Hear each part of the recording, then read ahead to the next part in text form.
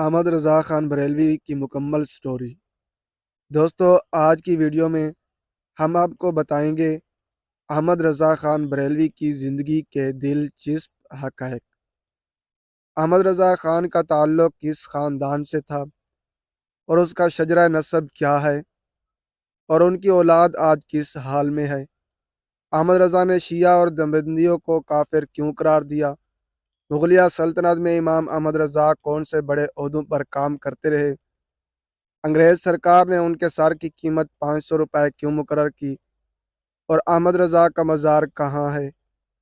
اعلیٰ حضرت کی پیدائش 14 جون 1856 کو بریلی میں ہوئی اور دینی تعلیم کی تکمیل گھر پر اپنے والد مولوی نقی علی خان سے کی۔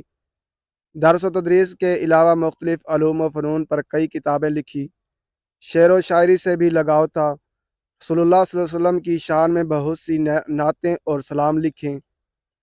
احمد رضا خان کا تعلق پٹھانوں کے قبیلہ بڑیچ سے ہے۔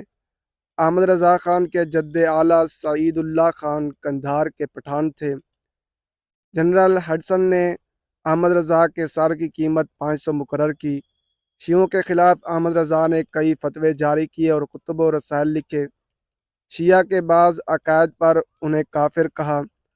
احمد رضا نے اپنی کتاب احکام شریعت میں امیر معاویہ پر طعن کرنے والے کو جہنمی کتا کہا اور خلافت ابوبکر کے منکر کو بھی کافر کہا اور عمر بن خطاب کو برا کہنے والے اور تبرہ کرنے والے کو بھی کافر لکھا اور خلافت عثمانیہ کے منکر کو بھی کافر کہا اور ایسے امام کے پیچھے نماز پڑھنے کو بھی ناجائز کہا۔